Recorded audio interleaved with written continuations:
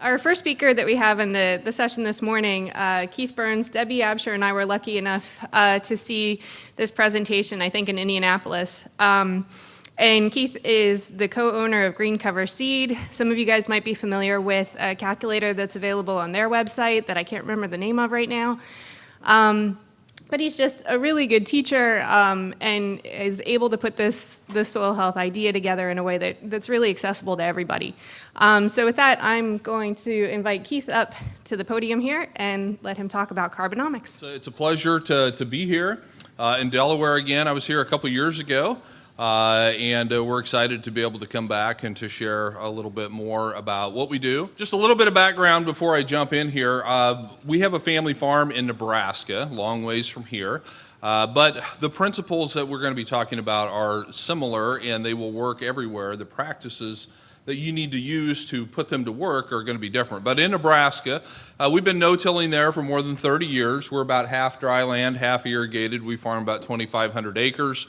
Fairly typical rotation in our area, corn and soybeans, of course, and then on the dry land, the cereals added into that. But since we started down this path to soil health, we've tried to diversify more, so now we're growing crops like rye and triticale, oats, barley, vetch, sunflowers, buckwheat, things like that, which of course gets all your neighbors going, what the heck are they doing now? Which is always fun. That's what we like to try to do. In 2009, 11 years ago, we started a cover crop seed business that grew out of a experiment that we did with this little SARE grant, and we just saw the power and the value and the benefits of diverse cover crop mixes. So this is Green Cover Seed. We started this in 2009, and just to give you an indication of how fast the whole soil health movement has really grown, in 2009 when we started, we sold enough seed to cover about 1,000 acres, with quite a bit of that being our own ground. So we didn't make a lot of big sales that first year. This year in 2020, we expect that we'll surpass the 1 million acre mark of how much seed that we move out the door. So it just gives you an indication of how fast things have grown. One of the great things that we've been able to do since starting Green Cover Seed is we've been able to meet a lot of really smart people, a lot of great people, be a part of a lot of projects. I wanted to just show you this one. If you have not seen the Living Soil film, I would encourage you to do so. This is completely free. It's online. Soil Health Institute funded this. livingsoilfilm.com. You can watch it. It's about 60 minutes long. It's a really, really good documentary. Is Rob Myers here yet? I don't know if Rob's going to be speaking later this afternoon. His daughter actually was the filmmaker on this. Did a fantastic job. It's very, very professionally done. But what they did is they went around and they interviewed and they got video of a number of different farmers across the country, large farmers, small farmers, organic farmers, non-organic, and they just put together this really good documentary about the soil and about the living soil. And one of the things that they wanted to demonstrate, of course, one of the principles of soil health is to have a living root growing as often as possible. So you can see from the picture here, this is a picture from our field with the air seeder out in the field as the combine is picking corn, and they wanted to get that whole picture of us going out to the field and everything. So I just wanted to show you one little clip here, and go ahead and play that. So they said, yeah, we're going to come out, we're going to film this. I said, oh, great. So I had the hired man go hook up the air seeder to the tractor. And so, I hopped in and was taking off. And, it was a gorgeous day in October. And as I was shifting up and getting faster and faster with the tractor, I was thinking, man, this is great. This is going to be really good exposure. This is could be in a movie theater someday. We're going to be movie stars. And just about the time when you think, man, things just couldn't get any better than this.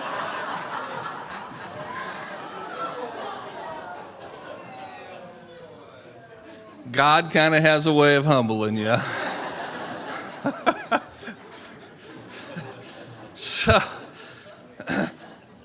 So I'm guessing that if you're a farmer, you've done something stupid like this, but you probably don't have it captured on high definition drone footage like I do.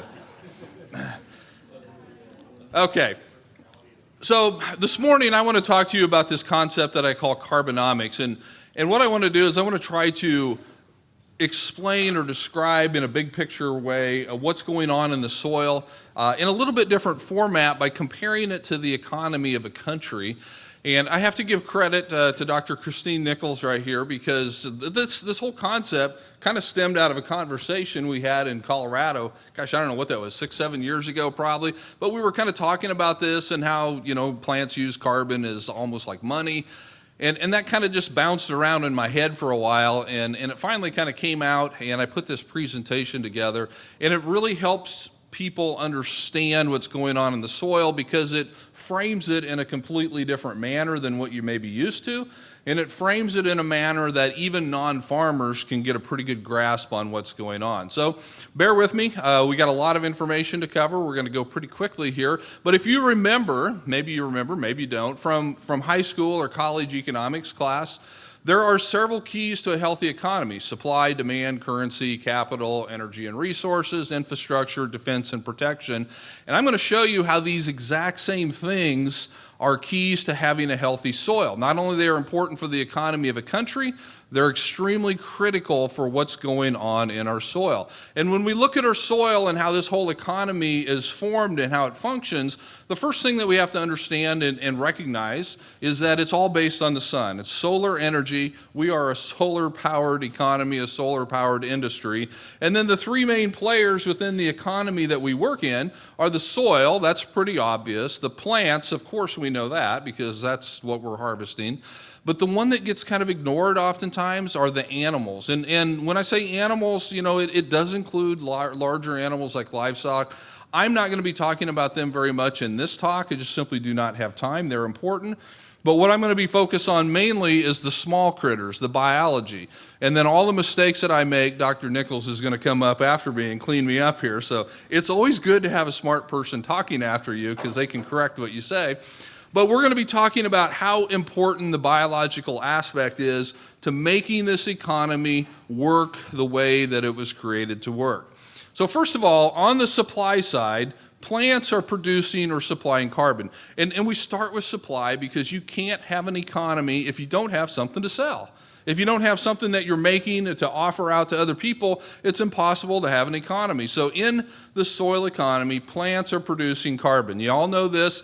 This is photosynthesis. This is the most important chemical formula in the world. CO2 plus H2O, with the energy and the power of the sun happening inside these little chlorophyll cells, these chloroplasts inside the plant. And it's turning that into C6H12O6, which is glucose, which is a very simple carbohydrate sugar, and oxygen. Okay? It looks very simple, but it's the basis of all of our life. And nobody else can do this. Animals can't do this. We can't do this. Plants do this. This is their thing. This is what they produce. They supply carbon to the system. The soil is providing nutrients through minerals. If you look at this chart, just ignore nitrogen right now, because that's not coming from the soil. We'll talk about that later. But all of these other ones, potassium and phosphorus and calcium and magnesium and iron and boron, the list goes on and on. These are minerals that our soils are made up of. They provide these nutrients, these minerals to the system. That's their contribution. They're also providing a habitat for roots and biology, because plants have to have a place for their roots to go, and the biology has to have a place to live. So it is actually a habitat.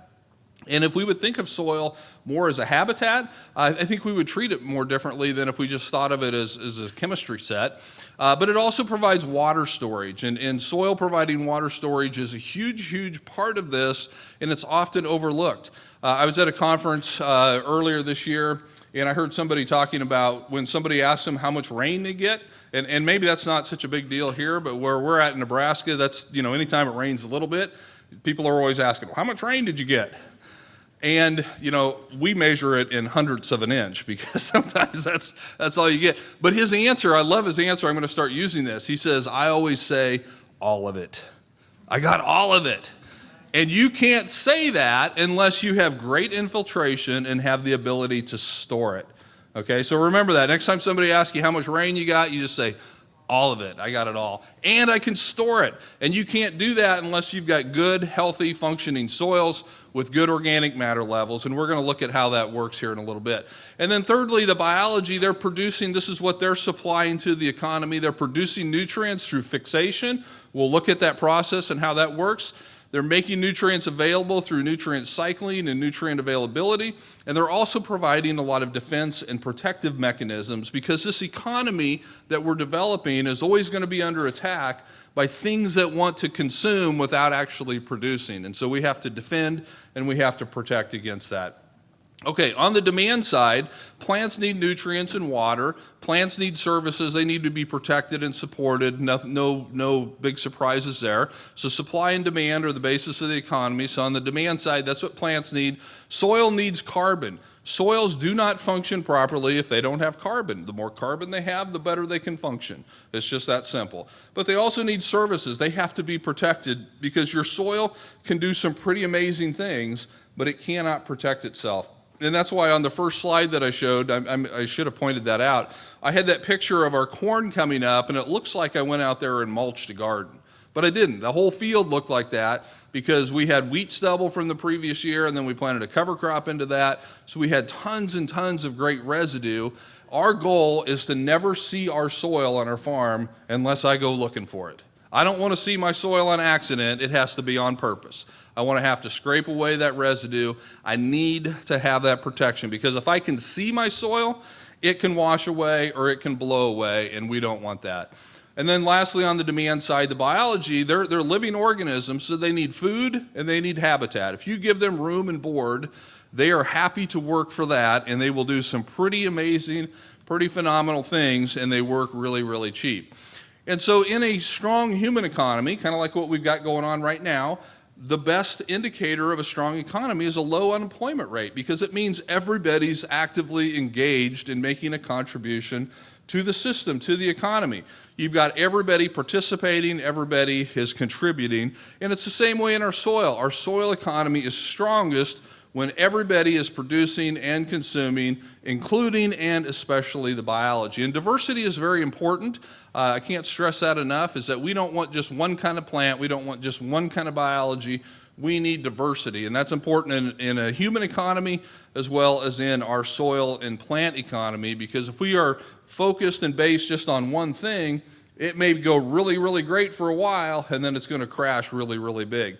And so, when we farm in such a way, and well, I'll speak from my own experience, when we farm in such a way that we ignore the biology, we're maybe not out declaring war on our biology, but when we ignore the biology, it will eventually go away and become less and less effective. We essentially put it on the unemployment line, if you will, because we're not farming in such a way that makes it work. And so when we do that, when we have part of our economy that's not working, that's unemployed, we have to step in then with welfare payments. And so when I talk about agricultural welfare, I'm preaching to myself here as well.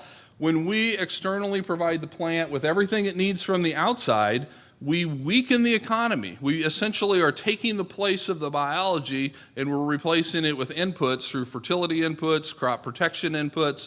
And the reason that we do that is because when the biology is no longer doing its job, because it's no longer present, then our plants look sick, they look deficient, and so then we have to step in and we have to do this function from the outside that the system was created to do internally. And so that's a welfare payment, that's an outside injection of support into this economy, and it happens all the time.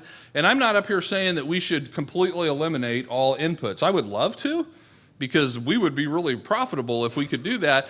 That's not necessarily the goal on our farm, is to just completely get rid of all of our inputs. Our goal is to reduce them as much as we can, get our economy working the way that it was created to work. I love what Abraham Lincoln, I don't know that he said this originally, but he quoted it. He says, "You cannot help men permanently by doing for them what they could and should do for themselves." And the reason I like this is because he's not saying we should never help people. We do need to help people, but we're not going to help them permanently if we continue to do things that they're capable of doing.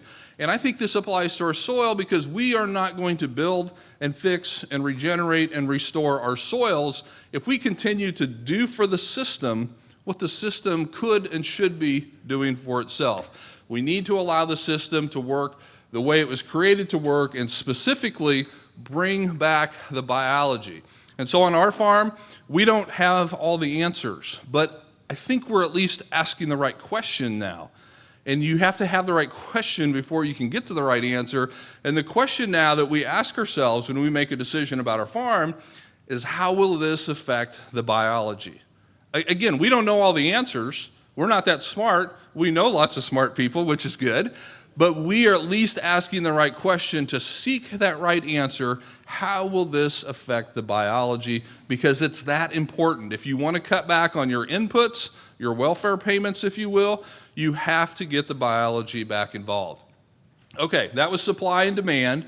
Now, currency is important because it allows goods and services to be exchanged quickly and efficiently. You cannot have a strong economy unless you have a strong currency.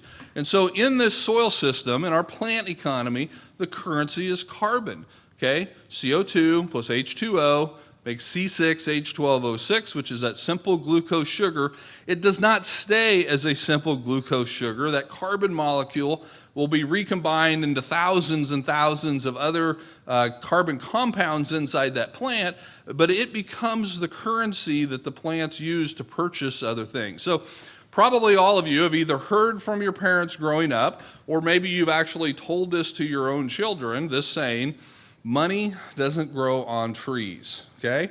We've all heard that or said that, but think about it. In this economy, it literally does grow on trees and on corn plants and soybean plants and wheat.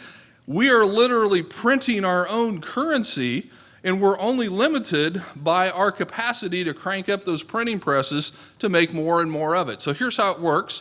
Plants are producing carbon through photosynthesis, but they're not using all of that carbon just to grow the plant. There is a significant portion of that. It could be as much as 40 to 50% of all the carbon that a plant makes through photosynthesis is leaked out through its root system. And I've got a great picture later on that's going to actually show this. But it's leaked out through the root system, and the biology come and they eat it, they consume it because it's their food source, it's what they live on.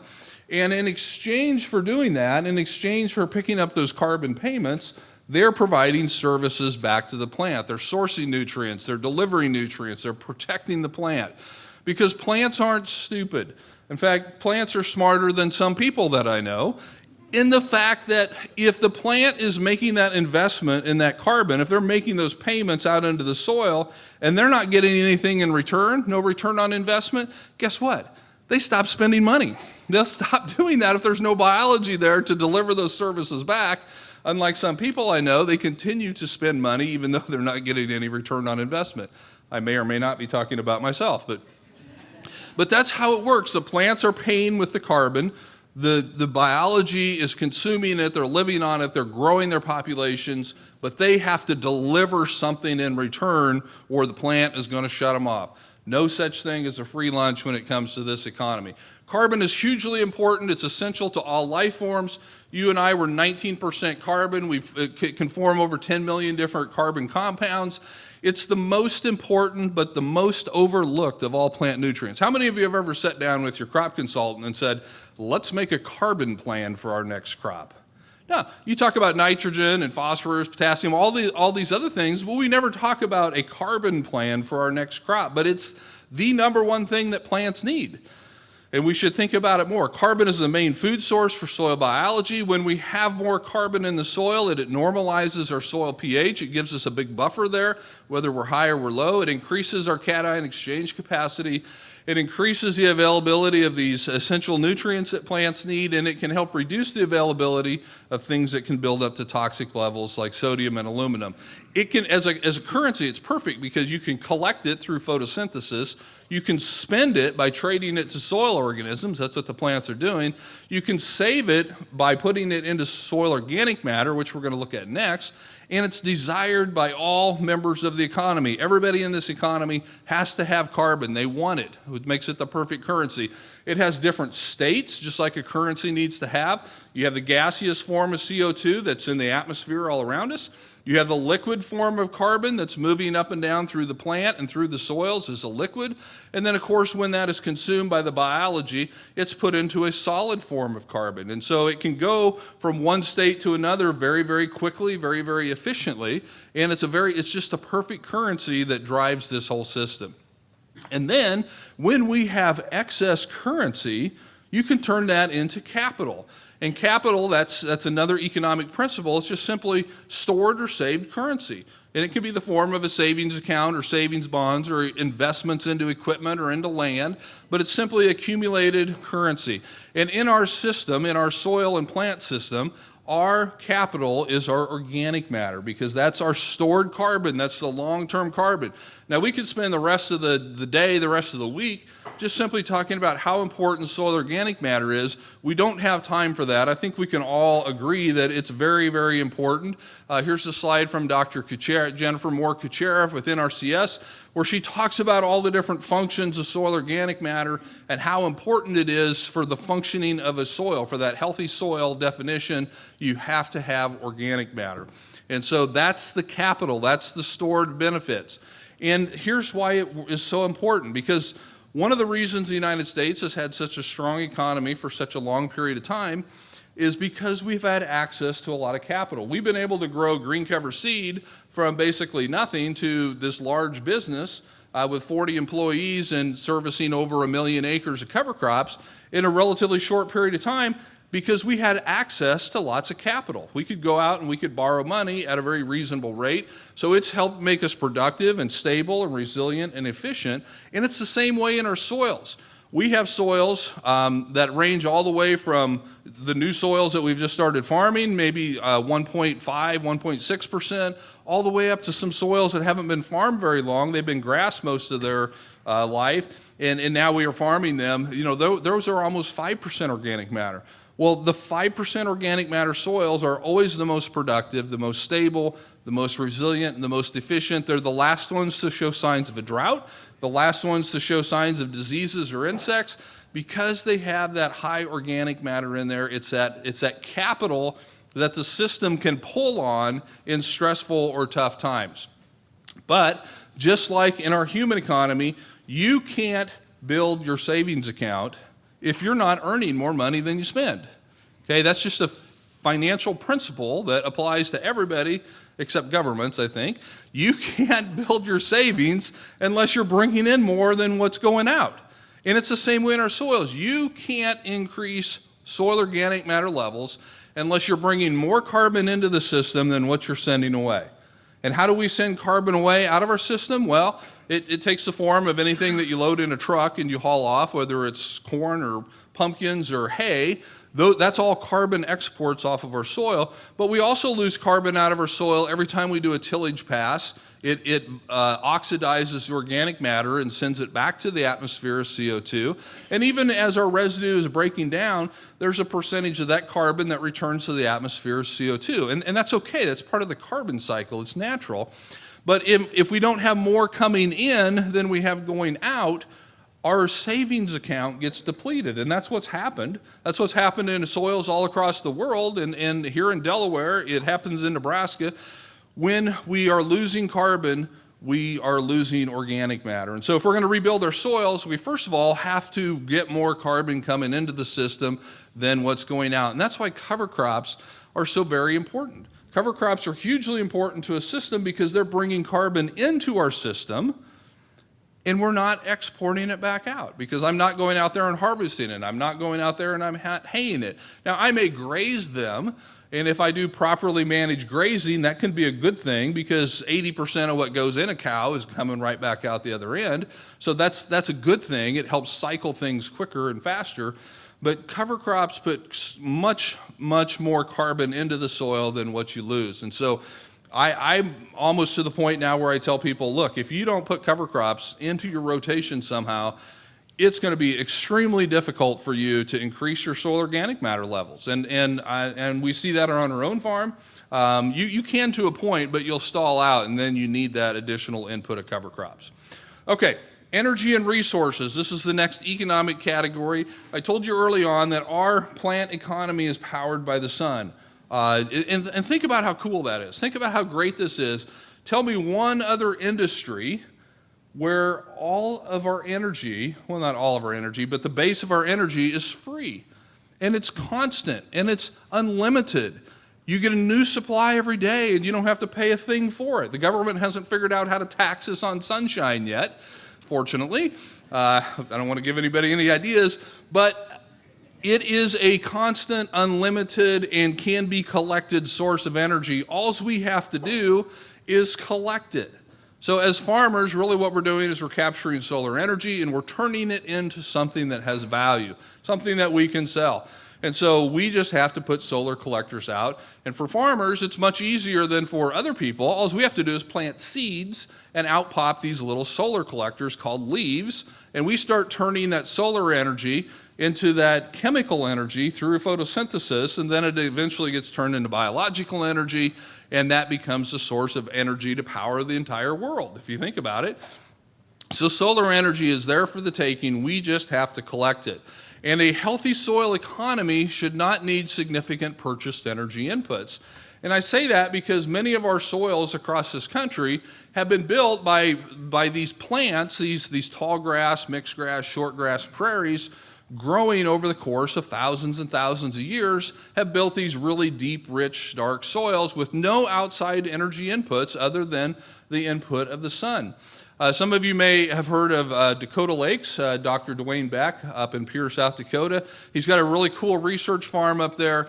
Their goal for that research farm is to be fossil fuel neutral by 2026, okay? So in 6 years, they'll be fossil fuel neutral, and they're going to be doing that because they're growing oilseed crops like sunflower and flax and canola, and they can crush the oil out of that, which becomes an energy source. But they're also doing it by drastically reducing their other inputs. They're cutting back on how much welfare payments they're giving to their system, and that's a really cool thing. They're doing it to prove that it can be done so that the rest of us can try to figure out how we can get closer to that. But if you were to look at the energy budget of your farm, I know when we look at the energy budget of our farm, our number one energy use, it's not diesel fuel, it's not electricity, it's not propane or natural gas. Our number one energy expense on our farm is nitrogen fertilizer. And let me show you why that is here. So first of all, we're shifting over to the resources side now. So carbon is the number one resource that plants need. We've talked about how plants can get carbon out of the atmosphere, but a lot of times our plants, I don't pretend to be this smart, so we can ask Christine this later, but I think a lot of times our plants are limited on their growth because they can't get enough CO2. That's the limiting factor. So when we are farming in such a system where we have residue, we have good residue from a cover crop or from a previous crop on the surface of the soil when our next crop is growing, as that residue is breaking down, it releases CO2. And if we have another growing plant there, that growing plant is going to capture that CO2 before it ever gets to the atmosphere. It's capturing it right out of that decomposing residue. So it's kind of a catch and release type deal. We're catching the CO2, and then as it's being released, we can capture it. So we can get carbon from more than one place. But look at this chart of the atmosphere. This is a pie chart of the atmosphere. The little tiny pink sliver up at the top, you can probably barely see it, but there's a little tiny pink sliver at the top. That's how much CO2 is in the atmosphere. 0.04% of our atmosphere, give or take, is carbon, CO2. That's not very much, but yet our plants are pulling the majority of the carbon that they need to grow out of that tiny little sliver of atmosphere. The big blue chunk, 78% of our atmosphere is nitrogen. And we spend $0, for most of us anyway, spend $0 putting carbon into our system, and we spend billions of dollars putting nitrogen into our system. But look at the atmosphere. Why is that? Well, there's good news and there's bad news, okay? The good news is we're not dead, okay? Which is always good news. But atmospheric nitrogen is held as dinitrogen. It's two nitrogen molecules bonded very, very tightly together. There's 3 sets of covalent bonds that hold those two nitrogen molecules together, so they're bonded to each other, which renders them inert. So as I breathe, I'm taking in 78% nitrogen. Does nothing to me because it's inert. It's bonded to each other, can't attach anything inside me. It goes right back out. So that's the good news, is that we're not dead, because if you've ever had a whiff of anhydrous ammonia or ammonia out of a Clorox jug or anything like that, you know what nitrogen that's not in inert dinitrogen form can do to the insides of you. I mean, it would just melt us down and there'd be nothing left. Okay, so none of this would really matter. So the good news is we're not dead. The bad news is, just as it's inert to our bodies, it's completely inert to plants as well. So when your plant is taking in the atmosphere to get that CO2 and it's stripping off those carbon molecules, it's taking in 78% nitrogen as well. It can do absolutely nothing with that nitrogen because it's held together as dinitrogen. It has to just spit it right back out. It can do nothing with that nitrogen. In order for the plant to get nitrogen, it has to be in a form that you have to, first of all, pull those two nitrogen molecules apart, and then you combine it with hydrogen and oxygen and different things to make these plant available forms. So we call that fixing or making it available. And so there were some scientists back in the late 1800s and early 1900s, they developed a process of figuring out how to do this. And actually, they ramped this process up, some during World War I, but a lot during World War II. They built these big nitrogen-producing factories. They didn't build it for agriculture. They built it for making bombs. Because when you can pull that nitrogen molecule apart and then recombine it with different things, it becomes a very, very powerful explosive. And some of you are old enough, like me, to remember 26 years ago, the Oklahoma City Federal Building bombing, where Timothy McVeigh blew up that entire federal building, the huge concrete structure. What bomb did he use? It was a rental truck full of ammonium nitrate. It was fertilizer. Hugely powerful, hugely explosive. It was the bomb-making material of choice in the world wars. And after the wars were over, they kept these things going to make nitrogen now for agricultural use, okay? And that kind of started the beginning of the welfare state, if you will, of modern-day agriculture. It has allowed us to be very productive, but that productivity has come at a great cost. So when you are paying for nitrogen, okay, you're not actually paying for the nitrogen, because above every acre of crop ground in Delaware, Maryland, Virginia, Nebraska, above every acre of crop ground in this country, in this world, there are 30,000 tons of nitrogen. You've got 30,000 tons of nitrogen above every acre of crop ground that you have. You don't have to pay for nitrogen. It's there. You have to pay for the energy that it takes to pull that nitrogen molecule apart, put it into a form that your plants can use. That's what you're paying for. So that's why I say if you look at your energy budget, the number one expense that most of us have is nitrogen fertilizer, because it's a very energy intensive process and it takes a lot of money. But thankfully, what takes man billions of dollars in these big fancy factories to do, God has created these tiny little bacteria, these little rhizobia bacteria that do the exact same thing. Inside these rhizobia bacteria, they form these colonies that you see right here. They form as nodules on legume plants. They are pulling that nitrogen molecule apart. The N2, they're pulling that apart. They're combining it with hydrogen and oxygen and turning it into plant available forms, which is really, really cool. And that's why legumes don't need to be fertilized with nitrogen fertilizer, but it's not because the legume plants can do anything with nitrogen. So don't ever tell people, well, I'm growing alfalfa, it can make its own nitrogen. No, it can't. No, it can't. It's the bacteria that's doing it. And the bacteria don't do it for free. They're only going to do it if they get paid. Because as cool as breaking that dinitrogen molecule apart is, and that's a superpower that rhizobia have, they can't eat nitrogen. They have to have carbon in order to survive and to grow and to build these big colonies. So they will not do this if the plant is not willing to pay cash, currency, carbon, in order for this to happen. Now, it's not just limited to legumes, though. There are other critters out there like Azospirillum and Zotobacter, and they're discovering new ones all the time. There's lots of other free-living nitrogen fixers. So these are single-celled organisms. They don't form these colonies like they do on legume plants, but they're doing the same thing. They can pull that dinitrogen molecule apart. They can combine it with hydrogen and oxygen, make it into a plant-available form, and then they can essentially kind of sell this to the highest bidder, if you will. They can trade this to plants in order to get that carbon root exudate back, because that's how the economy works. And you know, this should be really good news for us, right? Because now if we want to grow 250 bushel corn crop, all we got to do is just dump a whole bunch of these guys out there and we should be ready to go, right? How comes we're not doing that? Well, here's the reason we're not doing that. These guys are incredibly productive. If I'm growing 70 bushel soybeans in Nebraska, that is the equivalent of having to have about 350 pounds of nitrogen. How many of us would grow soybeans if we had to put 350 pounds of nitrogen out there? None of us would. You couldn't afford it. It wouldn't make any sense. But these guys, rhizobia bacteria, can produce 300 to 400 pounds per acre of nitrogen in about 60 days.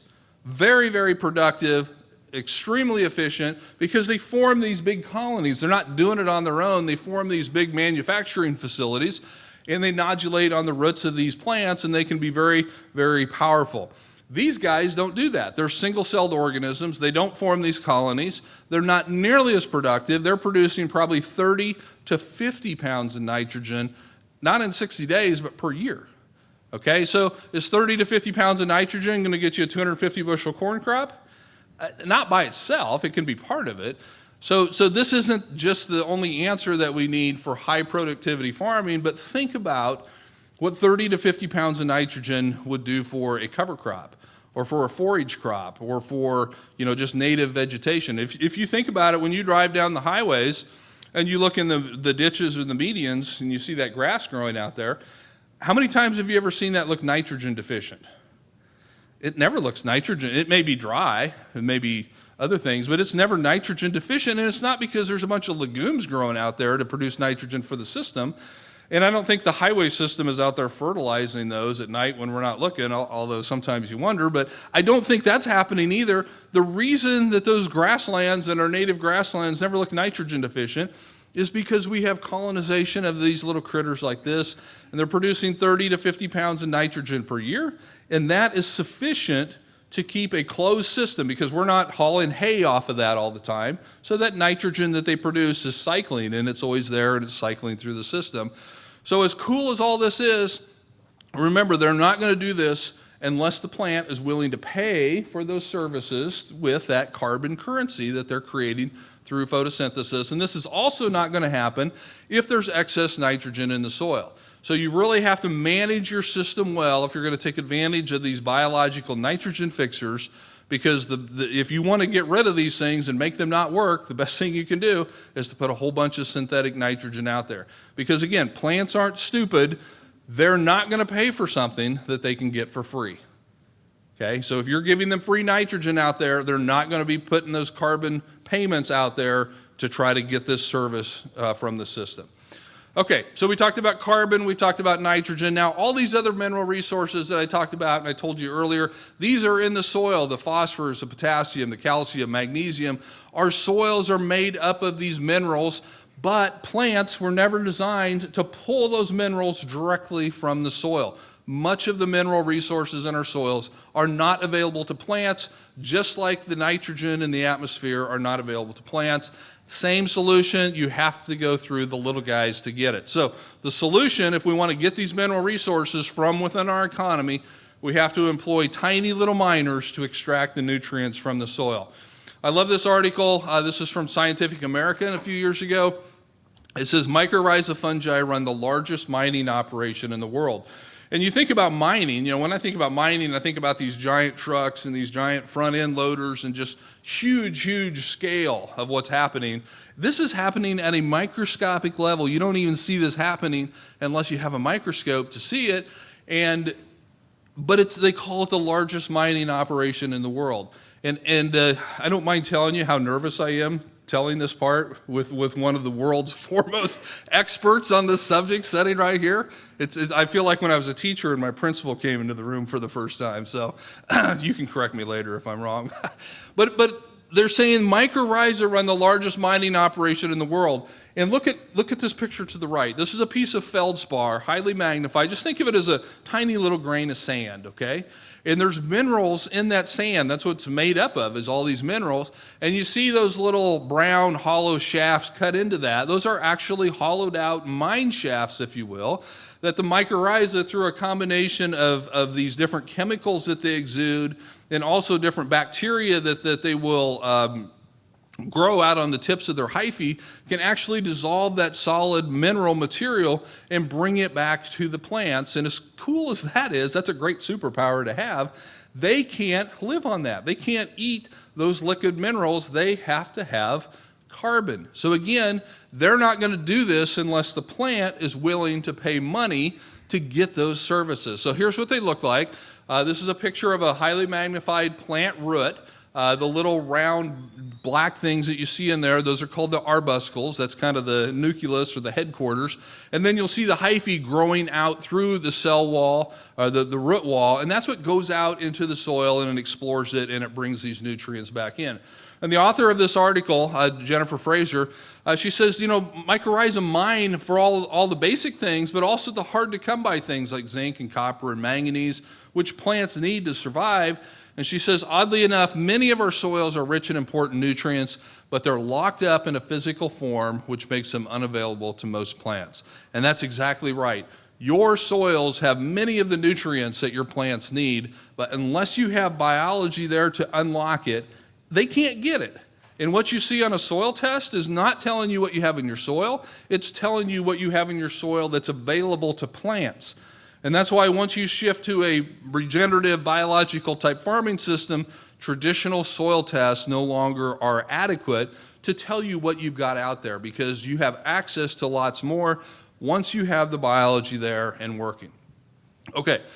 Next economic principle is infrastructure. Infrastructure is equipment and structures like roads and bridges, things that you need for a country, region to function properly.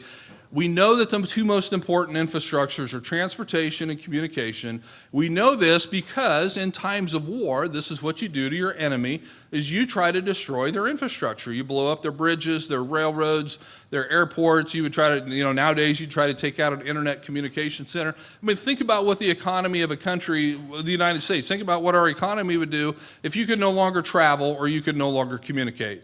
It would literally bring this country, it would grind it to a halt, and you could easily come in and take over. So as I was thinking about the importance of transportation infrastructure and thinking about the United States and the strong economy we have, and I've done some international travel, not a lot, but some, and I've seen other places that don't have infrastructure like we have. One of the things that's made us such an economic powerhouse is we have a very good, robust transportation infrastructure. So this is the interstate highway system, which is large roads, multi-lane roads that move a large amount of goods and services. Although I found out here in your area, you've got a lot more goods and services to push through your roads than we've got in Nebraska.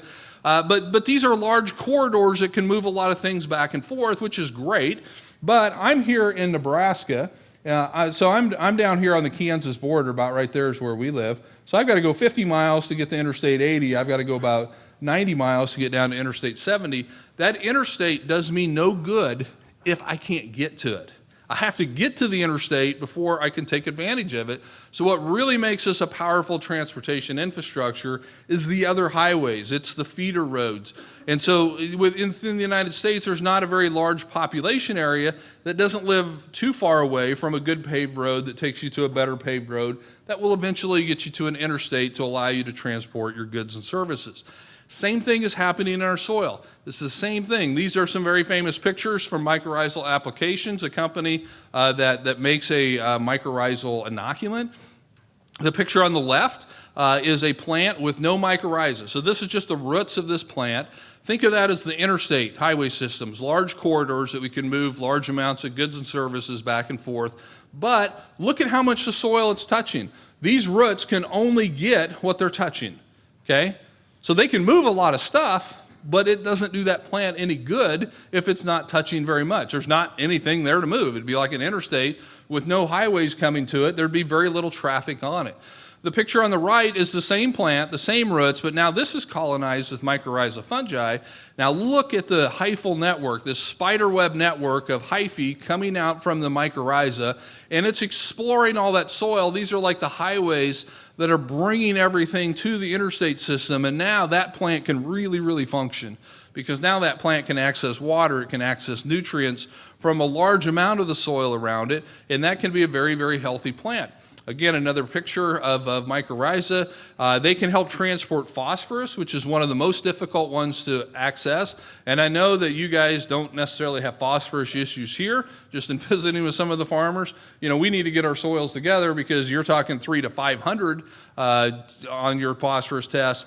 In Nebraska, on our soils, we have 3 to 5, not 100, 3 to 5. So phosphorus is a pretty big deal for us, but it can also bring in other things like nitrogen, potassium, calcium, magnesium, all these different things.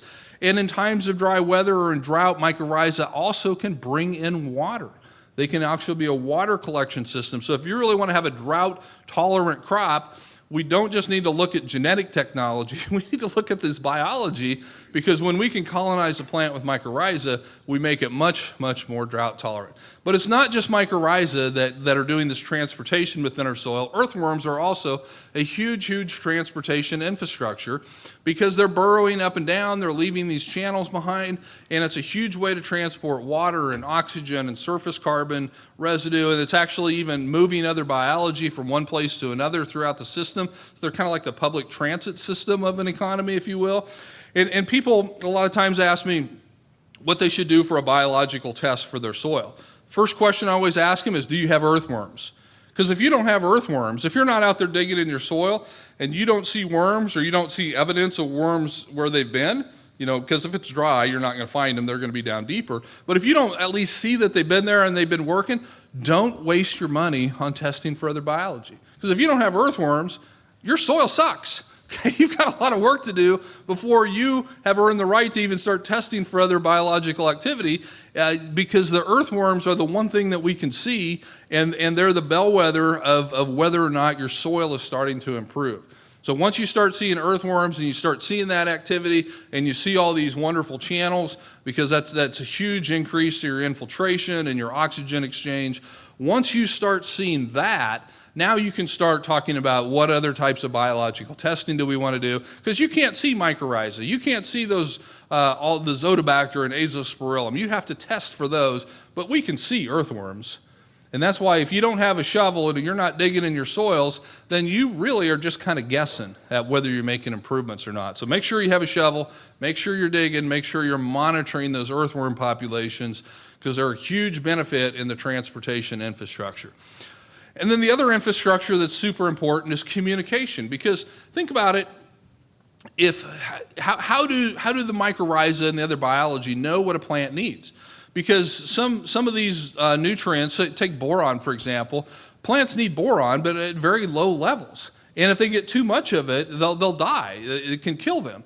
So if mycorrhiza aren't bringing the right stuff, they could actually bring too much of the wrong thing to a plant, and they could actually kill their host plant.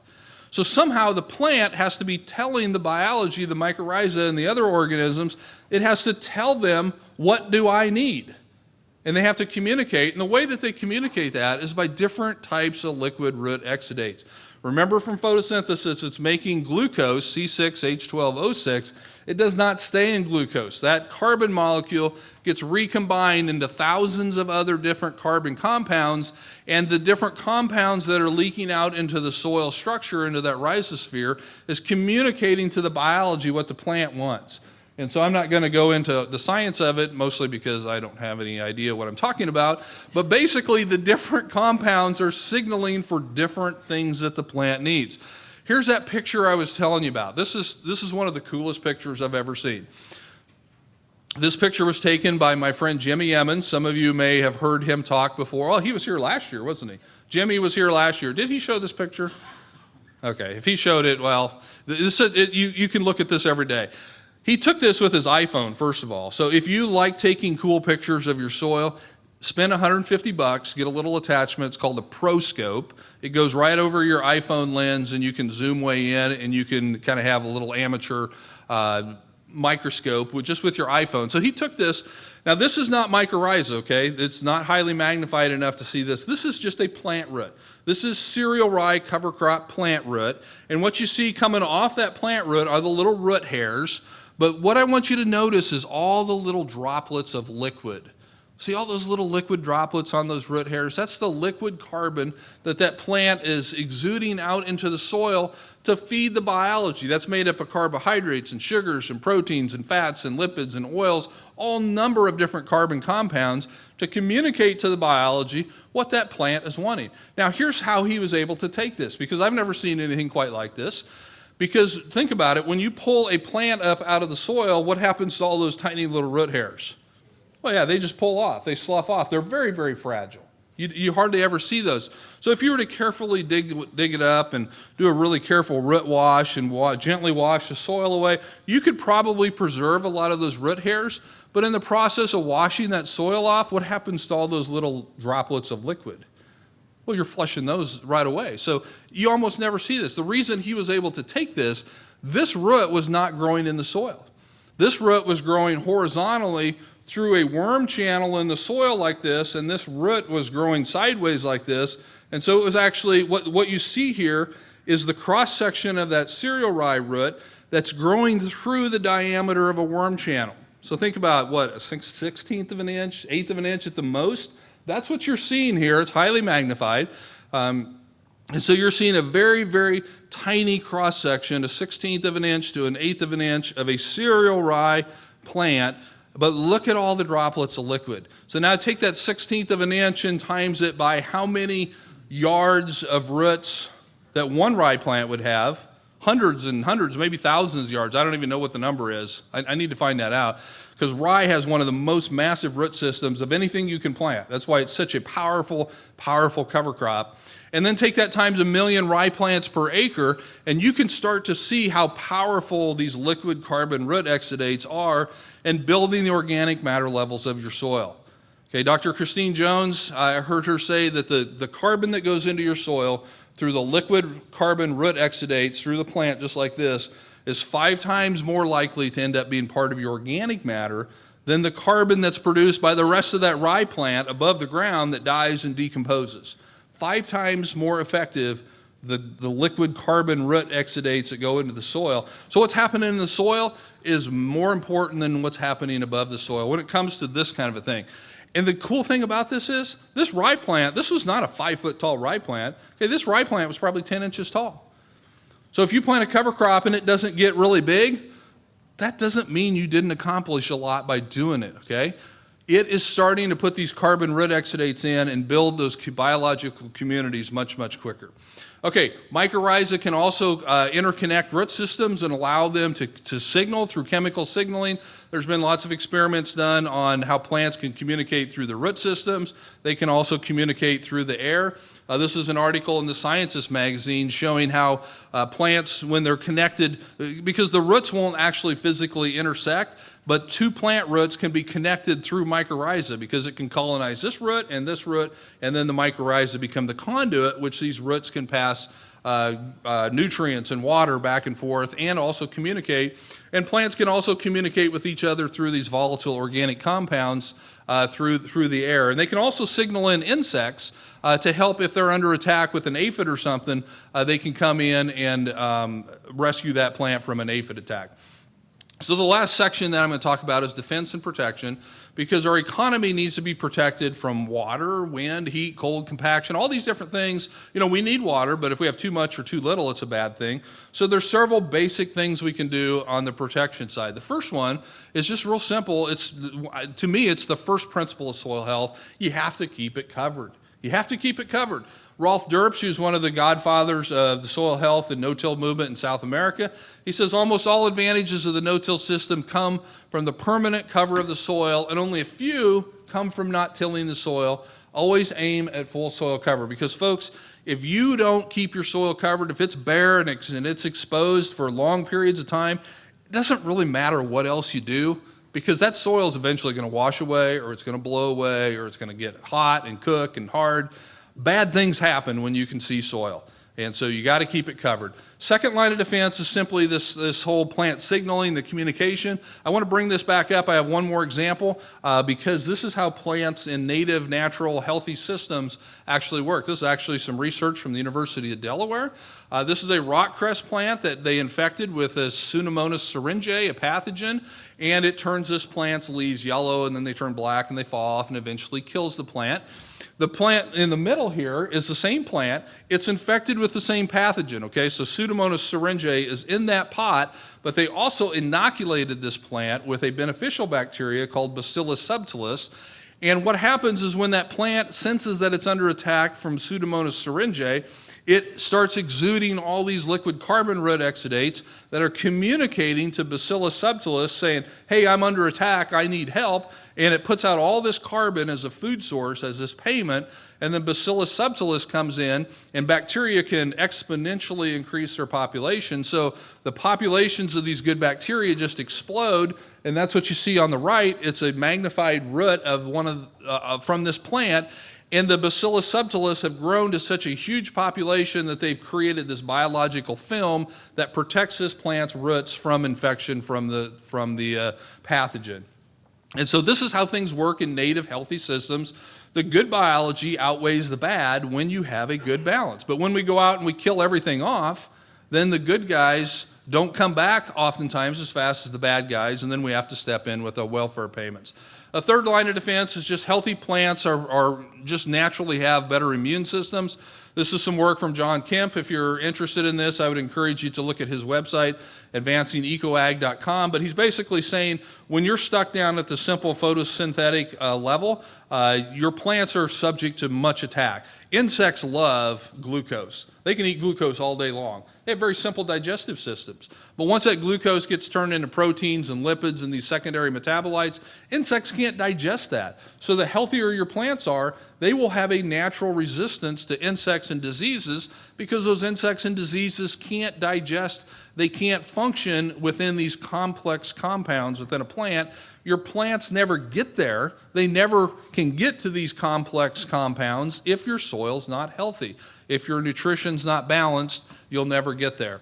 A fourth line of defense is simply having additional symbiotic relationships. This is a picture of an endophyte fungus within a plant. It's different than mycorrhiza fungus. It's totally inside that plant root. It's giving that plant defensive mechanisms against both drought and disease, and in exchange, the plant is paying for it in carbon. And so there's lots of these symbiotic relationships between plants and organisms, and when we can encourage those and when we can exploit those, we can do that to our benefit. And then lastly, just having diversity, because most pathogens, most diseases, insects, they're only going to attack one or two things. So when you plant a cover crop, you want to try to have as much diversity out there as you can. And so if you're going to get something that looks like this, you have to plant seed that looks like that. Now that's not always possible, but when you have the opportunity to plant diversity, take advantage of that opportunity and get it in there. Okay, so that was Carbonomics. That's the keys to a healthy soil. I've just got a few quick takeaway points I'll go through real quickly to summarize this. Economies are interconnected and interdependent, and when you mess with one part of the economy, you mess with it all. So when you take the biology out of the system, and we don't do it on purpose, but when we're not farming for biology, it goes away. And so then that affects the other parts of the system, and they start to look sick, they start to look deficient, so then we have to step in with our welfare payments. So the second point is we need to reduce the amount of welfare that we're giving our economy, get everyone working the way God created them to work, especially the biology. Figure out how to get more biology back into your system. Number three, increase your cash flow of carbon currency. You know, I tell guys in my area when they're just growing corn and soybeans, they're less than 50% efficient at collecting solar energy and producing liquid carbon. Now, you guys are doing a better job planting cover crops here than we are in Nebraska. I've got a lot of work to do there yet, but you've got work to do here yet as well. Something green and growing all the time, because that is what increases your cash flow of that carbon. And then once we have that, once we have more carbon coming into the system, then we can save that, we can invest it, we can put it in a long-term storage, which is organic matter. And then when we do that, when you make those investments, don't come in and do any kind of unnecessary tillage or residue removal. Now I say unnecessary because I recognize if you're organic that there are some tillage that's necessary, just like if you're not organic, some herbicide applications are necessary. The goal is to reduce whichever one of those that you're doing. Get it down to the bare minimum levels. Number five, take advantage of all the free tiny workers. They manufacture, they mine, they transport, they communicate, they protect, and they work really, really cheap. Number six, build and do not destroy your infrastructure. You'll really see your economy grow. And then once you're farming in such a way for mycorrhiza and for earthworms, don't come in and do unnecessary things like this, because again, destroying the infrastructure is an act of war. So when you do this and it's not absolutely necessary, it's like you're declaring war on your soil. Number 7, protect your economy as soil armor. Again, it's hard to overstress how important it is to keep that soil covered because lots of bad things happen when it's bare. And finally, diversity is so very important for a healthy economy. Plants, roots, and soil animals. Get as much diversity into that system as you possibly can. Okay, you have seen on your tables, there's some of these soil health resource guides. Those are there for you to take. That's what we do. We printed 40,000 of these this year, and we're giving them all away for free. That's our contribution to education with soil health. Lots and lots of really good articles in here from some of the sharpest people in the soil health movement. So take that. If you want extra copies, check with Debbie at the end of the show. We can send more out. So my email is there if you have questions later on. I think we're going to have some question time later. So I'll be happy to help out with that too.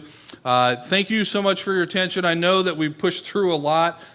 So thank you for your attention.